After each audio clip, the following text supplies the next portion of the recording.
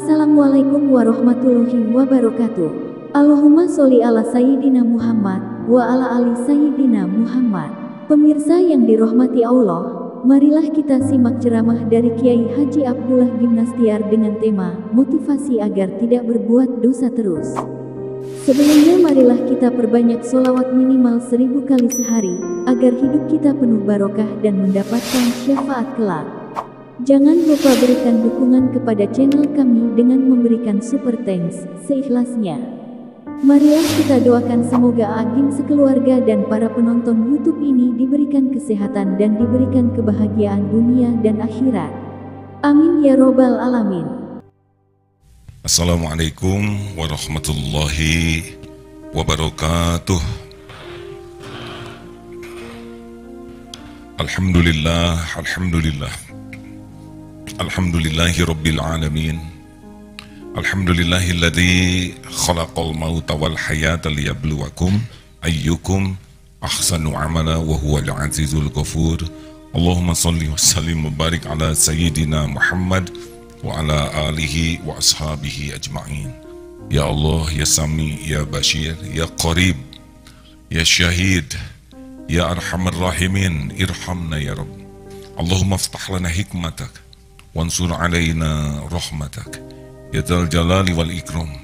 Allahumma a'inna ala dzikrik wa syukrik wa husni ibadatik. Taqabbal minna ya karim, innaka antas samiul alim, wa tub alaina innaka antat tawwabur rahim. Ya Allah, berkahi majlis ini. Catatkan siapapun yang hadir jadi ahlul yakin padamu. Limpahi kami dengan hati yang selalu ingat padamu. Tenggelamkan kami dalam rasa syukur tiada bertepi. Jadikan kami menjadi ahli ibadah yang ikhlas dan istiqomah. Ya Allah, lindungi kami dari niat yang salah, dari ilmu yang salah, dari amal yang salah. Taqabbal minna ya karim. Amin ya rabbal alamin. Alhamdulillah. Terima kasih hadirin.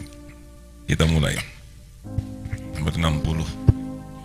Bismillahirrahmanirrahim. Kitab Al-Hikam nomor 60. La saghirata idza laka adluhu wa la kabirata idza wajahaka fadluhu.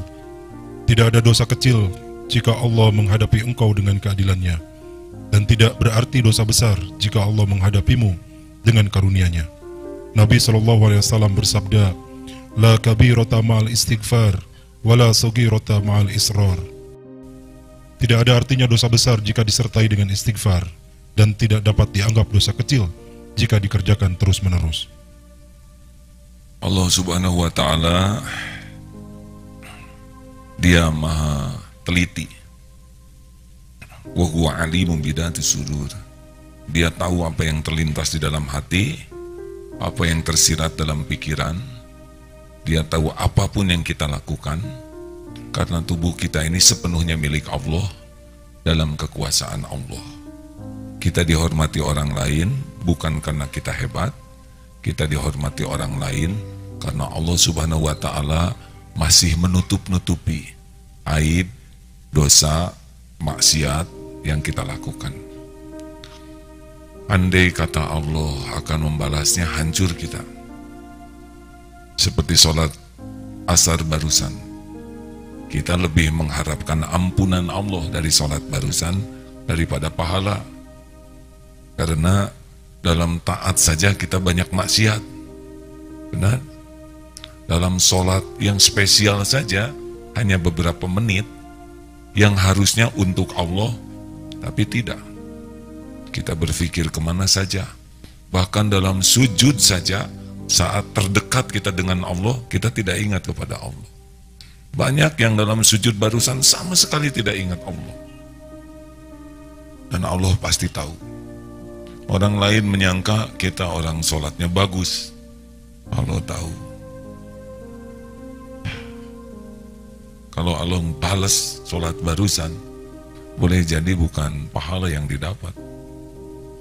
Bayangkan, kita bertemu dengan seseorang secara khusus.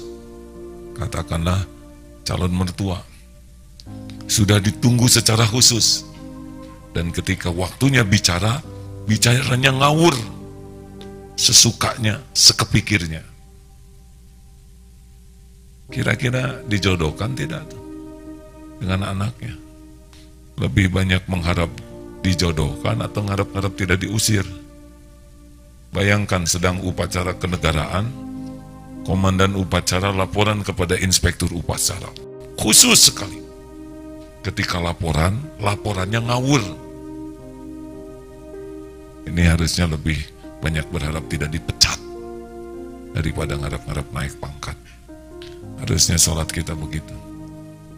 Harusnya kalau kita ingat dosa, maka kita harus ingat keadilan Allah. Tidak ada yang kecil dalam pandangan Allah. Semuanya ada catatannya, semuanya ada balasannya. Tapi kalau kita ngarep-ngarep ampunan Allah, lihatlah luasnya ampunan Allah. Ini yang membuat kita semangat untuk tobat. Kalau ingat perhitungan Allah, tidak ada yang tersisa. Sebutkan hadirin, kalau kita mati sore ini, kira-kira apa yang bisa kita bawa ke kubur nanti sore? Sholat? Saya sih sangat pesimis dengan sholat saya. Ngaji kita juga hanya baca saja. Tidak ada wajilat qulubuhum, tidak ada getaran-getaran di hati. Karena memang ngaji kita juga kadang hanya niat untuk dinilai orang, hanya niat untuk store saja, hanya niat menunaikan kewajiban dari pesantren. Dan Allah tahu. Coba kalau kita mati ini jam 4, lalu dikubur nanti jam 6, setengah 6. Apa yang dibawa ke kuburan kita? Ayo, mana amal kita yang ikhlas? Hampir setiap amal kita ingin diketahui orang. Dan kalau sudah dipuji kita bangga. Kita pura-pura soleh, pura-pura baik, padahal semuanya topeng, menyembunyikan maksiat kita. Sedekah kita, mana sedekah? Bandingkan dengan nafsu, membeli sesuatu, nyaris tidak ada apa-apanya sedekah. Tapi maksiat yang kita lakukan sekujur tubuh, hadirin. Harusnya kita sering sekali menghisab diri seperti itu. Makanya kalau lihat foto diri itu, tanya, ini kamu pantasnya jadi ahli surga atau jadi ahli neraka? Kalau saja kita berani melihat diri kita seperti itu, pasti beda rasanya. Mana bekalmu untuk ke surga? Hampir hari-hari yang dilakukan itu maksiat demi maksiat. Bahkan dalam ngajar saja, dalam dakwah saja bisa maksiat itu. Niatnya sudah bukan nyari ridho Allah dalam dakwah, nyari uang, nyari amplop, nyari penghargaan. Dari awal sudah salah. Selama bicara dakwah, pamer ilmu, pamer kefasihan, pamer pura-pura soleh, pamer pura-pura sudah banyak amal. Padahal Allah tahu yang diomongin tidak diamalkan. Selama dakwah, mata jelalatan, melihat yang diharamkan. Dalam dakwah saja, ngajak orang benar bisa bergelimang maksiat. Kalau orang tidak berani jujur, tidak akan tahu bahwa kita ini betul-betul sudah sangat dekat dengan ahli neraka. Maha suci Allah yang masih menutupi aib, kemudian selain ditutupi juga dibimbing, tahu ilmunya, lalu diberi kesempatan supaya tobat, dan kalaupun tobat, diampuni itu oleh Allah Subhanahu wa Ta'ala. Sebesar apapun dosa, selain kemusyrikan sampai akhir hayat. Hadirin, hati-hati nih, bagi yang terbiasa berbuat maksiat dan orang lain tidak tahu, Allah pasti tahu. Wa huwa ma'akum aina ma kuntum wallahu bima ta'maluna basyir. Al-Hadid ayat 4, dan dia bersamamu dimanapun kau berada, dan Allah maha melihat apapun yang kau kerjakan.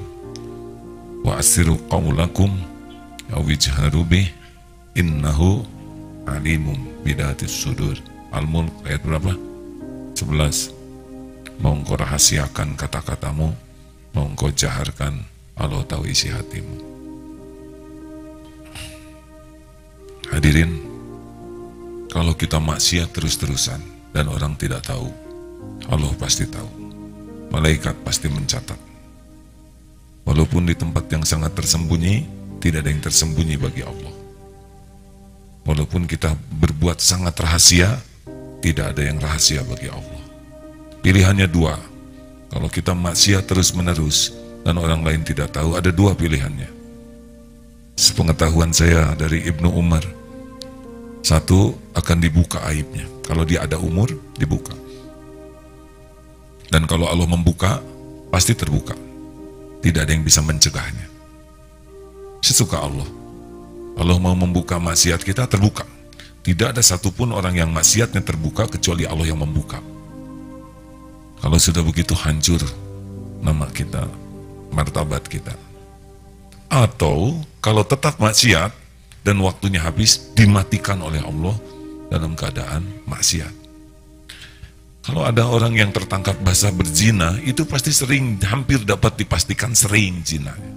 Banyak yang berzina dan tidak diketahui. Tapi Allah pasti tahu, malaikat pasti mencatat.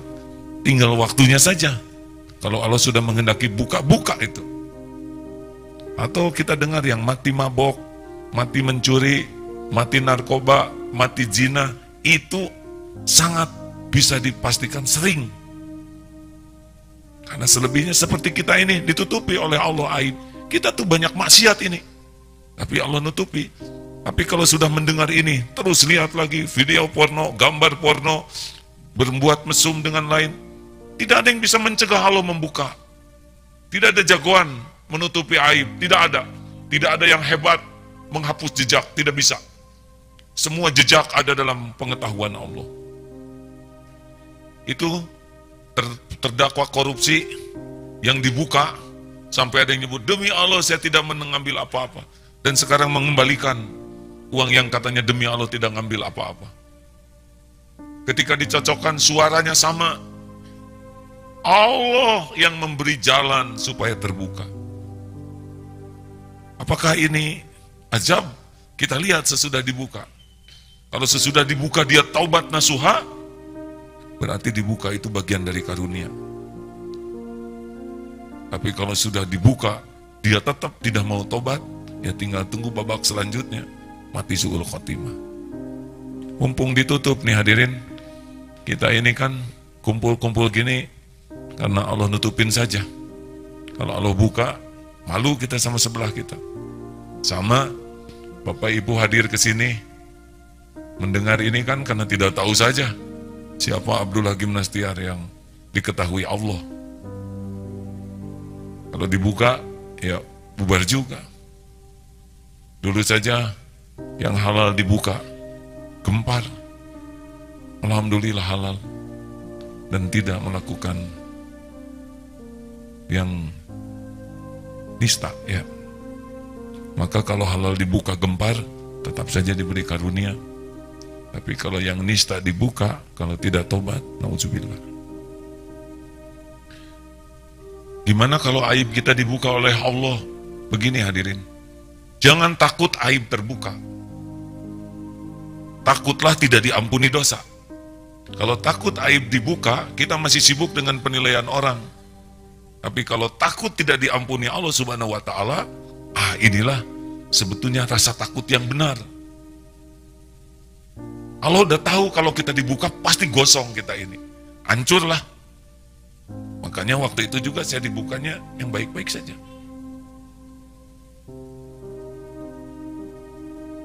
Kalaupun kita terbuka aib suatu saat, jangan takut oleh penilaian orang kepada kita, tidak bahaya. Tapi takutlah yang ditutupinya tidak ditobati. Benar? Waduh, saya dihina orang. Itu penghina orang tidak seberapa dibanding dengan azab yang layak kita pikul karena dosa-dosa kita. Benar? Dihina orang ya begitu-begitu saja. Saudara mungkin belum nyoba ya dihina. Saya sudah. Tidak berkurang, masjid jadi lebih bagus. Karena penghinaan orang tidak akan mempengaruhi perbuatan Allah kepada kita. Rezeki yang Allah tetapkan untuk kita tetap jalan. Walaupun yang menghina sampai stroke menghina kita. Kemuliaan yang akan Allah berikan untuk kita tetap akan terjadi. Walaupun mati-matian orang menghina dan menghalangi, tidak ada yang bisa menghalangi ketentuan Allah. Bagi orang yang sangat sibuk dengan penilaian orang, dihina itu menyakitkan. Tapi bagi orang yang memerlukan ampunan Allah, dihina itu merupakan jalan untuk bisa taubatan nasuha. Sedikitlah Allah membuka aib kita. Sedikit. Karena Allah tahu kalau dibuka, masalahnya akan lebih repot bagi kita. Itu yang ditangkap-tangkap juga coba. Kalau nanti saudara jadi jaksa iseng, waktu saudara terdakwa divonis hukuman 18 tahun karena terbukti korupsi, tok. Tanya, terdakwa, ini yang dibuka di sidang ini, berapa persen dari dosa yang ditutupi oleh Allah? Sedikit lah. Allah nutupin zinahnya, Allah nutupin beragam maksiat lain. Yang kebuka cuman korupsi itu saja. Korupsi yang tidak kebuka lebih banyak. Bersyukurlah kepada saudara terdakwa karena hanya sedikit yang dibuka oleh Allah. Jadi hanya 18 tahun. Kalau tidak, saudara akan dihukum mati seumur hidup. Tidak ada hukuman seperti itu. Di mana hukuman mati seumur hidup ya? Ibu, ini tamu kita hari ini banyak. 654 orang, tamu saja ini. Masya Allah. Ibu, mana acungkan tamu? Masya Allah. Kok cuma perempuan yang ngacung? Yayasan Darussalam Banjarnegara, Jawa Tengah. Masya Allah. Oh, ini kelompok putih-putih. Terima kasih. 250 orang. Lawannya ini nih. SMP Negeri 5 Depok. Itu lawannya, Pak. 289. Kalah Bapak ya. Bapak harus bergabung dengan MT Hayatun Thayyibah. Mana? Wah, ini lawan anak-anak menang nih. Dan terakhir Islahus Sulaiman. Kalau mau ngacung-ngacung, kalau enggak harus jelas, Bu. Ya, alhamdulillah. Ciamis. Terima kasih hadirin. Jadi, hikmah dari perjumpaan kali ini, jangan merasa aman. Kita setiap saat dibulak-balik hati oleh Allah. Dibuka aib kita ke orang yang membuat kita tobat lebih baik daripada ditutup aib dan tetap dalam maksiat. Jadi kalau kita maksiatnya lancar terus, itu lebih bahaya. Libatan maksiat sedikit, gagal. Orang yang disukai Allah tuh cirinya kalau mau maksiat dipersulit, kalau mau taat dipermudah. Dan ciri orang yang tidak disukai Allah, mau taat sulit, mau maksiat lancar. Mau korupsi 50 juta, malah keambil 500 juta. Itu teh bukan sukses, istijraj. Sekali ngedepin akhwat langsung naksir 5 orang. Bukan laku itu hadirin. Makin lancar maksiat, itu makin tidak disukai Allah. Dan nanti balasan yang paling mengerikan dalam hidup apa? Tahu tidak? Diambil nikmat imannya. Lepas tuh keislaman kita. Udah hancur hidup kita. Makanya hati-hati, maksiat lancar. Cabut aja nanti, tidak percaya ke Allah. Udah binasa kita itu. Pintu su'ul khotimahnya sudah jelas ya. Kesimpulan yang pertama, jangan nganggap remeh maksiat kecil. Karena ini nantang Allah. Tidak ada maksiat kecil kalau dilakukan terus-menerus. Dan yang kedua, kalau sudah terjadi dosa, bersegera tobat. Sebesar apapun dosa, kalau berhadapan dengan ampunan Allah Subhanahu wa Ta'ala, Allah Maha Pengampun. Innallaha yuhibbut tawwabin wa yuhibbul mutatahhirin. Masya Allah. 61 ya. لا عمل عرجي للقبول من عمل يجب عنك شهوده ويفتقر عندك وجوده. Tidak satu amal kebaikan yang dapat diharapkan diterima oleh Allah melebihi dari amal yang terlupa olehmu adanya dan remeh atau kecil dalam pandanganmu kejadiannya. Sedang duduk, ada kecoa terpeleset. Kita balikan, pluk, jadi tengkurap lagi. Pergi aja. Lewat, kita tidak merasa. Boleh jadi itu lebih dahsyat daripada takblik akbar di hadapan ratusan ribu orang. yang difoto, yang dielu-elukan, ngangkat, merasa hebat, merasa penting, merasa agung, menolong seekor kecoa, atau nyamuk cuma satu, sepi, sudah kelihatan lemas, terbangnya tidak stabil, kita kasih tangan, sok yang kenyang, nggak akan habis seliter, terbang. Allah lihat tidak? Sudah tahu nyamuk ini apa pekerjaannya? Yusabbihu lahu ma fis samawati wa ma fil ard. Bertasbih itu nyamuk tuh. Allah lihat kita ngasih makan nyamuk. Saya belum pernah melakukannya hadirin ya. Aduh, saya takut kabur maktan indallah nih ya. Saya belum pernah melakukannya, bukan apa-apa. Saya khawatir nyamuk ini kurang amanah. Nanti dia beritahu teman-temannya, oh katanya enak di sana makan nggak diganggu. Ayo serbu. Itu yang saya khawatirkan. Bukan itulah. Hadirin, mungkin sederhana, kita lupa, tidak ada selfie, tidak dipotret, tidak di medsos. Itu yang paling aman. Boleh jadi itu yang dahsyat di sisi Allah. Medsos itu penghancur amal kalau tidak hati-hati. Baca Quran dikit, pret. Lagi sahur, alhamdulillah. Walaupun hanya dengan kurma, yang penting ibadah. Rot, lagi tahajud, pret. Hati-hati hadirin, benar-benar hati-hati. Yang sibuk ingin diketahui orang, puas dengan diketahui orang, bangga dengan orang lain tahu, mungkin itu yang tidak ada nilai sama sekali di sisi Allah. Allah tahu isi hati kita. Makanya dunia medsos ini, kalau tidak bijaksana, dunia penghancur amal. Kalau amal, ya. Kalau yang hak Allah, bukankah mau dakwah? Ya silakan, kalau saudara benar-benar mau dakwah. Tapi jujur saja, puas diketahui Allah atau puas diketahui orang? Kalau kira-kira masih goyang nih, saya masih 50-50, pengen Allah dan pengen, udah berhenti pengen diketahui orang. Udah penting kok. Nanti kalau sudah kuat, ada jalannya orang lain tahu.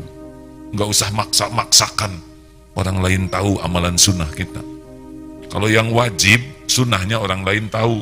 Kalau amalan sunnah, tidak ada kewajiban orang lain tahu. Bu, Ibu, jawab ya Bu. Bu, kalau Ibu sudah masak, membuat sarapan spesial untuk suami, masak dengan masakan, ditata dengan tataan terindah, disampaikan dengan sikap tersopan.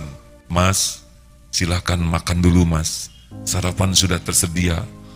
Lalu suami berkata begini, maaf ya Bu, saya lagi banyak kerjaan pagi ini, lain kali aja lah ya, saya pergi dulu. Pergi aja begitu. Bagaimana perasaan Ibu? Kecewa? Sakit hati? Jengkel? Itulah ciri-ciri orang yang gak ikhlas, saudara. Menderita. Kenapa Ibu kecewa? Karena Ibu lebih mengharapkan keridhaan suami, dimakan suami daripada diterima Allah. Benar? Mengerti Bu? Ibu tahu gak kenapa Ibu kurang bahagia? Kelihatan dari sini wajahnya nih. Karena Ibu lebih banyak berharap dari suami daripada berharap dari Allah. Lebih ingin dicintai suami daripada ingin dicintai Allah. Lebih takut jauh dari suami daripada takut jauh dari Allah. Lebih berharap senantiasa bersama suami daripada senantiasa bersama Allah. Allah tahu isi hati. Allah cemburu, Allah bikin gelisah hati Ibu. Jelas Bu? Pulang dari sini, ingat pesan ini, jangan terlalu cinta sama suami. Karena suami Ibu belum tentu, bukan belum tentu cinta, belum tentu panjang umur. Setiap yang melekat, kalau diambil robek. Biasa aja cinta mah, nggak usah pol-polan. Bapak juga jangan bangga kalau istri mengatakan, duhai suamiku, engkau adalah segala-galanya bagiku, musyrik. Gak boleh. Itu suami yang gagal. Kalau suami membuat istrinya habis-habisan mencintai dirinya, itu suami gak bener. Itu suami yang membuat istrinya sengsara. Itu suami yang membuat istrinya tidak bisa ke sorga. Gak boleh. Apa-apaan mas? Mbok, gimana sih manggil istri di Jawa? Dek? Ade ya ade, istri ya istri. Ojo ngono tri. Maksudnya istri. Ele. Jelek kan ele? Ojo ngono. Kulo. Hanya mono. Hanya itu apa bahasa Arabnya? Bahasa Jawanya. Saya manusia biasa. Jawab bu, siapa yang menciptakan ibu? Yang memberi rezeki, yang memberi hidayah, yang ngasih pahala. Siapa yang ngampunin ibu? Siapa yang punya sorga? Suami sebagai apa? Tuh, nggak bisa apa-apa. Mau ngapain mati-matian mencintai suami? Suami itu ladang amal bagi istri. Kelebihan suami disyukuri, ibu dapat pahala. Fakana khairullah. Kekurangan kesalahan suami, ibu bersabar dan dibantu diperbaiki, ibu dapat pahala. Cuma itu. Apalagi suami-suami jenis ini. Berat hadirin, termasuk saya. Jangan gitu ketawanya Pak. Termasuk saya ini, orang yang opo-opo nih. Gak ada apa-apanya. Dimatikan sekarang aja, selesai itu. Gak bisa apa-apa. Nah inilah ilmu tauhid. Makanya kalau berbuat sesuatu, cukuplah dilihat Allah, waqafa billahi syahida. Masak yang terbaik, suguhi yang terbaik, dimakan gak dimakan, gak ada urusan dengan kita. Urusan kita diterima jadi amal. Wes jangan bae. Wes di luar hujan ya. Ono pertanyaan cepat. Apa? Terima kasih Ustaz. Ada yang mau dibaca Ustaz? Ada ayat dulu yang dibaca. Yes. Surat An-Nisa ayat 108. A'udzu billahi minasy syaithanir rajim. Bismillahirrahmanirrahim. Yastakhfuna minan nasi wa la yastakhfuna minallah wa huwa ma'ahum idh yubayyituna ma la yarda minal qawl wa kana Allahu bima ya'maluna muhita. Mereka dapat bersembunyi dari manusia, akan tetapi mereka tidak dapat bersembunyi dari Allah, karena Allah beserta mereka ketika pada suatu malam mereka menetapkan keputusan rahasia yang tidak diridhoinya, dan Allah Maha meliputi terhadap apa yang mereka kerjakan. Tidak ada yang rahasia bagi Allah. Tidak ada yang tempat yang tersembunyi. Semua tempat nyata bagi Allah Subhanahu wa Ta'ala. Jangan coba-coba berbuat maksiat di tempat sembunyi-sembunyi. Orang yang munafik adalah yang menampilkan kesolehan di depan orang, tapi dalam kesendirian dia berbuat maksiat. Orang yang soleh asli di depan dan di belakang orang sama saja.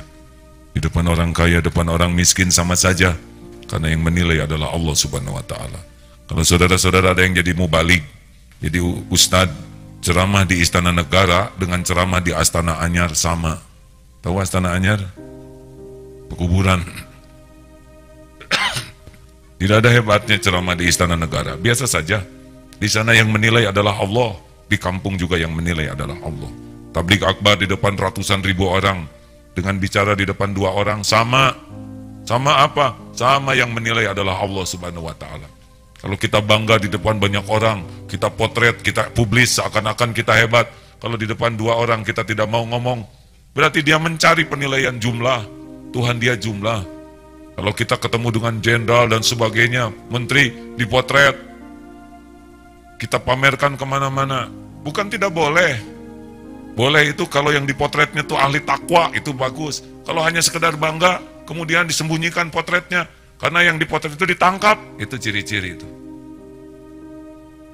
Dulu ada yang dipotret sama seorang ustadz, kemudian dirobek potretnya gara-gara ustadznya titik-titik lagi. Nah sekarang diselotip lagi ya. Dia kesini lagi sekarang, tenang. Nggak boleh ikut campur gitu hadirin. Sama saja. Kalau mau bahagia, bahagia dekat dengan orang takwa itu bagus. Kalau hanya dengan topeng dunia biasa saja. Karena dunia tidak menjadi kemuliaan di sisi Allah. Orang berpangkat siapapun bisa dikasih, penjahat saja bisa dikasih. Orang berharta siapapun bisa dikasih. Orang yang paling mengkhianati Allah sekalipun buk kasih saja triliunan. Karena nggak ada harganya dan nggak dipakai. Memang kalau uang banyak dipakai. Memangnya kalau banyak uang semuanya dipakai? Enggak. Rezeki kan cuma 3, dimakan jadi kotoran, dipakai jadi usang, dan yang dinafkahkan di jalan Allah. Selebihnya mengaku-ngaku saja. Itu kebun saya di Afrika. Kapan kesananya? Saya nyimpen emas di London. Nyimpen di peti, lihat juga enggak. Kasih kambing guling. Kolesterol. Ya. Kemarin ada yang ngirim duren, montong, 2 karung. Saya bagian ngesep harumnya ya. Wah enak nih, tetep ya santri yang makan. Saya nggak bisa makan kebanyakan, asam urat naik. Ya, sudah tua, makanya nggak usah bangga kalau deket-deket dengan yang punya dunia. Tapi boleh bersyukur kalau deket-deket yang ahli takwa. Karena ahli takwa, inna akramakum indallahi atqakum. Cari ulama yang tulus, yang sesuai perkataan dengan perbuatan dan hatinya. Masya Allah. Dan bukan untuk dipamerkan, untuk ditiru kebaikannya. Terima kasih. Ada pertanyaan kah? Oh kan sudah tadi kan? Belum nanyanya? Kalau gitu saya jawab siapa barusan? Inilah keunggulannya, belum bertanya sudah dijawab. Ya deh. Assalamualaikum warahmatullahi wabarakatuh. Arai santri STQ Baitul Quran, izin bertanya, apa tandanya Allah mengampuni seorang hamba dan memperbaiki dirinya? Saya pernah membaca salah satu kitabnya Syekh Abdul Qadir Jalani, terjemahnya. Ada 4 katanya ciri-ciri orang yang taubatnya bagus. 1, bisa dilihat dari perkataannya. Orang yang taubatnya bagus, perkataannya benar-benar falyaqul khairan aw liyasmut, menjadi sangat terpelihara. Bisa dimaklumi karena radar hatinya jadi peka. Jadi setiap mau bicara, karena hatinya jadi bersih, maka dia selalu memandu kata-katanya sebelum dia bicara. Ingat bahwa hati ini selalu berbicara, istaftik qalbak. Hanya suara hati ini tertimbun oleh dosa. Seperti sumur, ada speaker di dalam sumur. Dia bunyi, tapi tumpukan dosa ini membuat sumur ini suaranya jadi tidak terdengar. Nah dengan tobat, si sampah ini diambil, jadi nyaring. Nah nyaringnya suara hati membuat rem mulut ini lebih terjaga. Jadi kalau orang tobat, saya sih sudah tobat dari kemarin juga. Air mata saya itu jadi bukti. Tobat nih, ahli tobat. Kira-kira sudah tobat belum?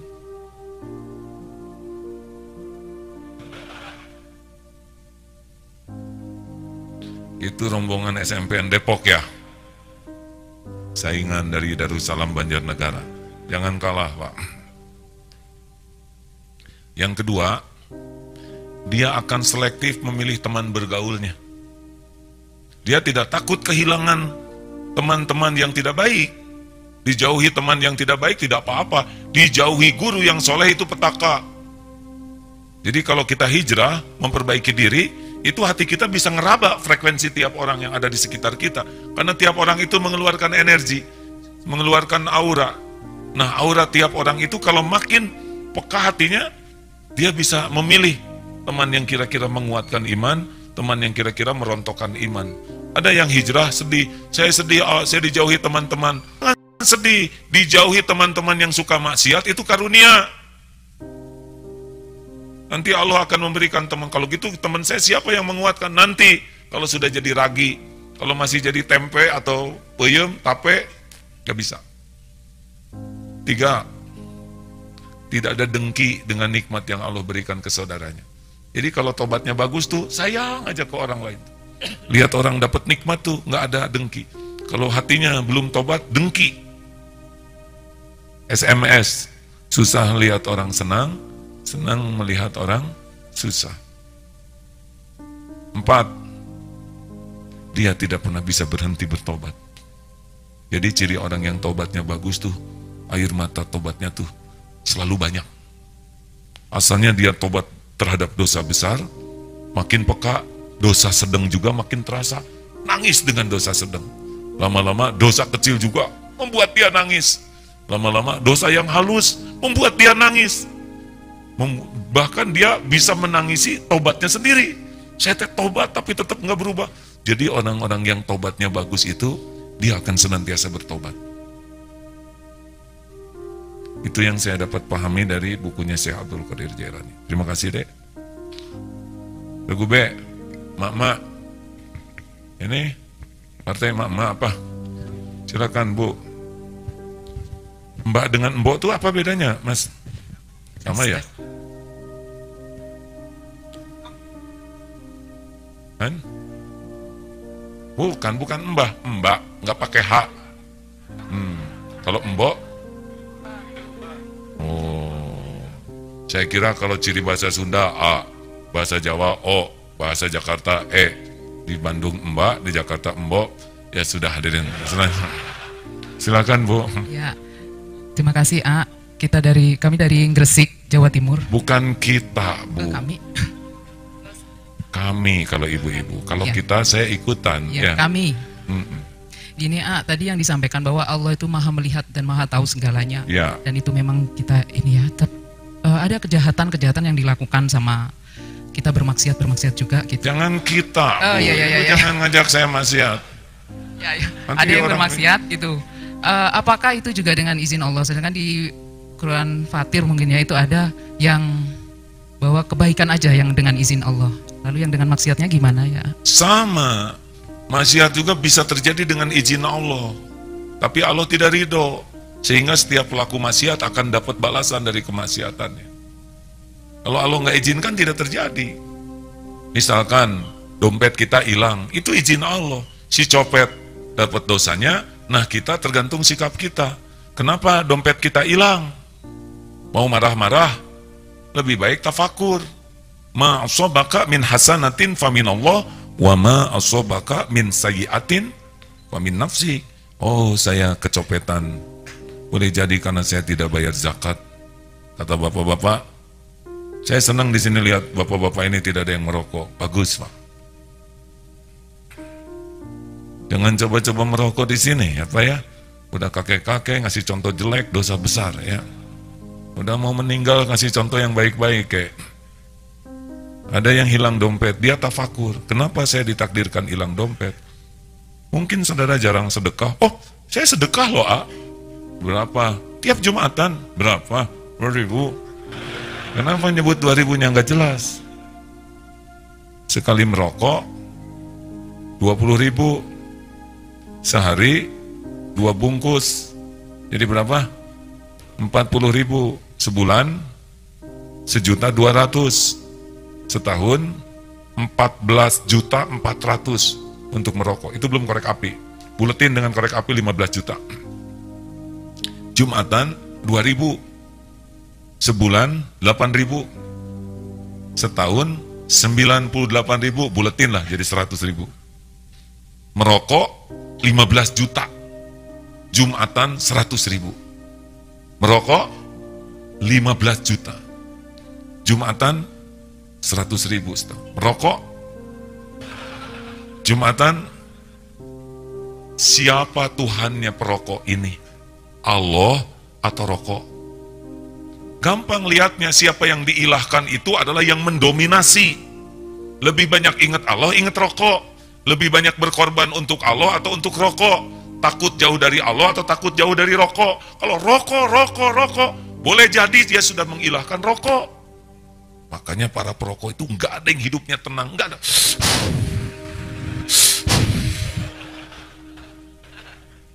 Coba perhatikan. Nggak ada yang, nggak ada. Saya dapat videonya Pak, yang punya pabrik rokok tuh tidak mau merokok. Mungkin kalau ditanya oleh karyawan, bos punya pabrik rokok, kenapa bos tidak merokok? Pakai dong otaknya, pakai dong matanya. Baca, merokok menyebabkan kanker, serangan jantung, impoten, gangguan kehamilan dan janin.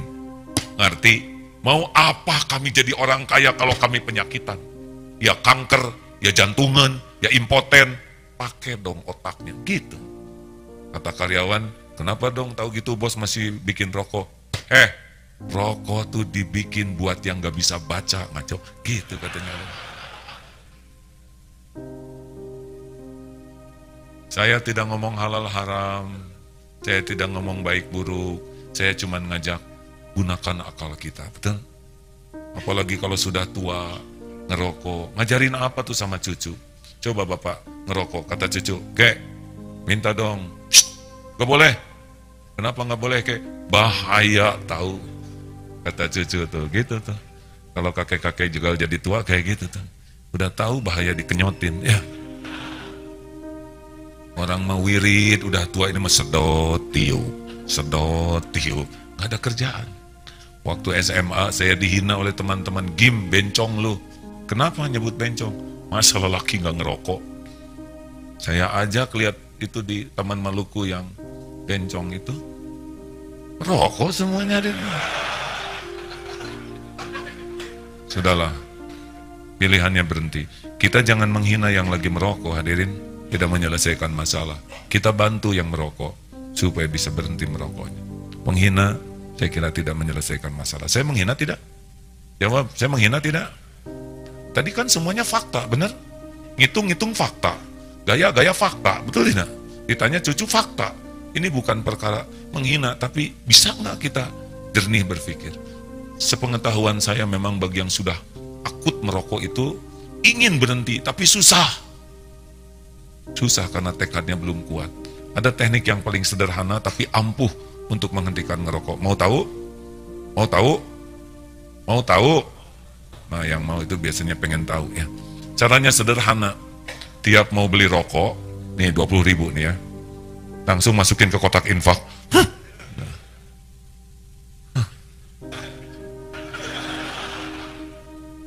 Tiap mau beli rokok. Aduh. Mungkin sangat tidak nyaman, mungkin ya, karena saya tidak pernah merokok. Sangat paham. Allah tahu kegigihan dia ingin melepaskan dari jeratan rokok. Apa sulitnya bagi Allah mengubah rasa pahit ini menjadi rasa puas dengan bermujahadah. Benar? Tidak ada yang tidak mungkin lah kalau Allah nolong. Dan banyak yang sudah tertolong. Alhamdulillah, cukup ya. Ini jendela terbuka kah? Agak panas ya? Alhamdulillah. Ada teman panitia masjid yang bisa memantau jendela kah? Saya percaya teman-teman sangat peka. Ada yang nyeletuk ini, coba dari tadi. Tadinya sudah tidak ada, hadirin, percuma. Kalau nasi jadi bubur, pikiran kita adalah terima. Sambil cari ayam, cakwe, kacang polong, kerupuk, kecap, seledri, bawang goreng. Jangan pernah mengatakan, lau. Terakhir, pertanyaan terakhir, Cung. Ya. Assalamualaikum warahmatullahi wabarakatuh. Waalaikumsalam warahmatullahi. Saya Asep dari Bandung Barat. Jadi gini, maaf, saya begini memang ke akhwat ya. Tapi itu anak saya, jangan sampai jadi fitnah ya. Memang agak berat punya anak remaja, putri, kalau dibonceng juga, anak. Ya, Dek. Jadi gini, pertanyaannya seperti ini. Bagaimana hukumnya kalau kita menyuguhkan sesuatu yang hukumnya seperti makruh gitu? Menghukum, menyuguhi? Iya, tapi misalnya gini, kita menyuguhi sesuatu, nyuguhin rokok gitu. Ya, contohnya seperti itu. Contoh kan kita misalkan sudah berhenti merokok. Contoh kan kita suka ada suka. Jangan nyebut apa. Kita hadirin, saya tidak ikut ngerokok. Seseorang sudah berhenti merokok. Gitu. Seseorang itu saya gitu. Mungkin. Itu mungkin. Ya. Nah itu hukumnya gimana? Ya kamu ngapain ngasih orang rokok? Ya contohnya kan kita kalau ada syukuran di rumah misalkan gitu kan suka disuguhin seperti rokok makanan. Ganti dengan korma. Begitu. Takutnya kan kan jadi apa? Kan kebiasaan gitu ya. Kan kok ini nggak ada rokoknya kan Kristus. Korma. So, mending rokok, mending korma. Sok, tong ngalawan hadirin ya. Gampang atuh itu mah. Dan nggak bisa maksa tamu mah ya kan? Gini hadirin, tanya ke hati. Kalau hati udah nggak nyaman, tinggalkan. Harus berusaha berhenti Pak merokok ya, yang masih merokok. Yang tidak merokok, lihat yang merokok, doakan. Doa kebaikan. Sing pahit, sing berhenti. Jangan sampai kita hanya meremehkan. Tidak selesai dengan meremehkan. Saya tidak meremehkan ceramah ini ya. Harapan saya, saudara tidak merasa diremehkan, tapi jadi tercerahkan lah ya. Ibu-ibu mau nanya tamu seorang lagi terakhir nih. Saya kalau lihat tamu banyakin ya bahagia ya stres. Karena saya tahu sesudah ini pasti punya keinginan. Mau apa ibu-ibu? Mau difoto ya. Dulu pernah episode kayak gini Pak. Sehari bisa 2000 kali dipotret. Sekarang saya dapat solusinya, akan kita bagi-bagi ya supaya cepat selesai. Satu dengan Asep, tolong nanti ya. Ibu-ibu dengan Kang Asep ya. Boleh, mau tidak Bu? Kenapa sama-sama lelaki Bu? Mau diapain sih di potretnya Bu? Nanti dirobek lagi. Kenapa Bapak senyum begitu Pak? Ya, pertanyaan pamungkas ada? Nih Bapak-bapak temu nanya nggak Pak? Ya. Boleh maju ke depan sedikit? Ini sepertinya Ustadz nih.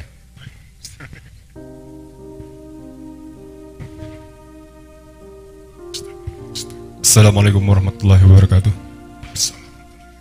Perkenalkan, nama saya Handa. Saya dari Bangka Belitung. Bangka Belitung. Suka ceramah juga ya? Enggak? Ya udah. Gini ya, yang pengen saya tanyakan ya. Saya sebenarnya bukan membanggakan diri ya, cuma cerita gitu loh. Saya ini sering ikut pengajian juga, kebetulan di rumah juga sering buka pengajian gitu ya.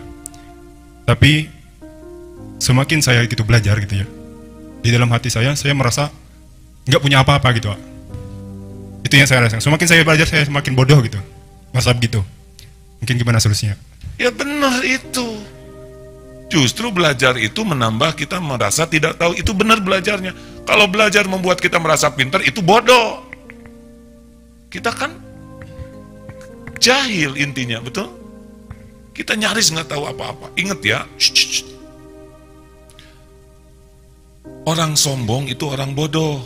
Dia bodoh tidak tahu siapa dirinya. Dia bodoh tidak tahu siapa Allah Tuhannya. Dia juga bodoh tidak mengerti bagaimana hidup yang benar. Makanya kesombongan itu kebodohan. Dan ciri sombong itu dua. Batorul haq wa ghamtun nas. Mendustakan kebenaran dan menganggap remeh orang lain.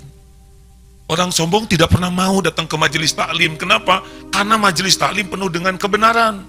Cerita kebenaran, tentang Al-Quran kebenaran, tentang Rasulullah. Dan dia tidak mau karena dia merasa dirinya lah kebenaran. Orang yang sombong tidak mau gaul dengan orang-orang baik karena dia akan kelihatan jeleknya, sedang dia sudah merasa baik. Dan orang yang sombong tidak mau juga dikasih tahu karena dia merasa sudah tahu. Makanya kalau kita sombong kekunci oleh kebodohan kita. Orang sombong, punten ya Pak ya, kalau orang sombong tuh gampang kebacanya. Dia tuh tidak nyaman dengan dirinya sendiri. Dan dia akan selalu sibuk mengekspos siapa dirinya. Kalau ngobrol, pasti yang diceritakan tuh dirinya, pengalamannya, kehebatannya, dengan tujuan ngangkat diri. Dan ini jamin pakai bohong Pak. Kalau orang sudah banyak cerita tentang diri, itu hampir dapat dipastikan banyak bumbunya daripada bukurnya. Kalau kita sudah cerita diri, pengalaman, keluarga, anak, ilmu, perusahaan, harta, apapun tentang diri, itu berkecenderungan besar ditambah-tambah, dibesar-besarkan, didramatisir. Karena tujuannya juga bukan ingin memperlihatkan kebenaran, tapi ingin cari kedudukan, penghormatan di sisi orang lain.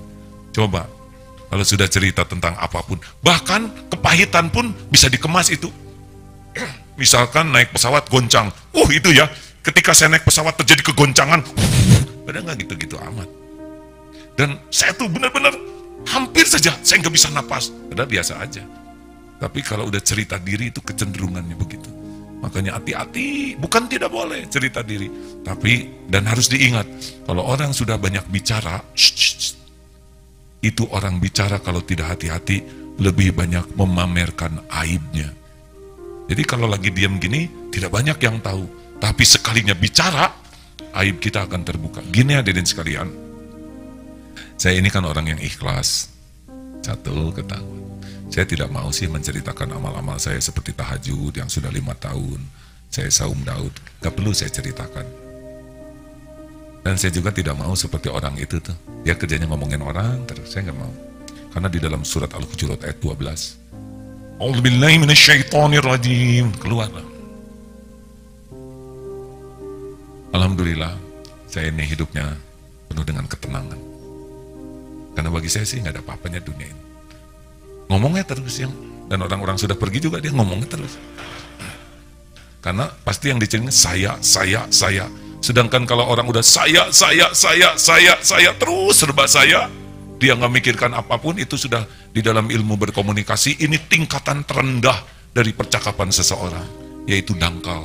Utama, biasa, rendahan dan dangkal. Makanya hati-hati ya. Makanya harus banyak belajar. Makin merasa bodoh, sebetulnya makin bagus. Terima kasih Bapak Ibu yang baik. Bapak Ibu, saya menghargai sekali perjalanan jauh dari Banjarnegara. Di mana sih Banjarnegara tuh? Berapa jam perjalanan Pak ke sini? 8 jam. Oh, mirip umroh ya? Masya Allah. Anggap saja ke sini menuju ke Baitullah ya. Nah ini Baitullah juga Pak. Dan itu warung-warung itu anggap seperti di Madinah lah ya. Yang penting belanja hadirin. Kepada seluruh tamu sekali lagi berterima kasih. Saya sangat menghargai, dan lebih saya hargai lagi kalau sampah-sampahnya dibawa pulang ya.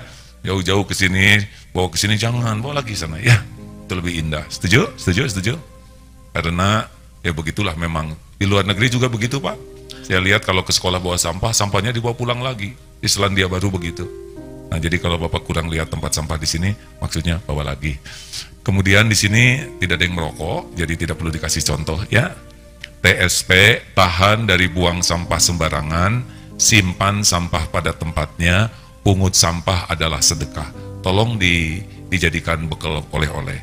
Di sini juga bersih tidak Pak? Jawab bersih tidak? Rapi tidak? Tertib? Teratur? Namanya BRTT, bersih, rapi, tertib, teratur. Tolong bawa pulang juga ya ke sana oleh-olehnya. Dan yang terakhir 5S. Apa S yang pertama? Senyum, senyum, salam, sapa, sopan, santun. Nah itu aja oleh-olehnya nanti ke sana. Jadi jangan heran pulang dari Banjarnegara tuh keluar dari bis deh. Salam.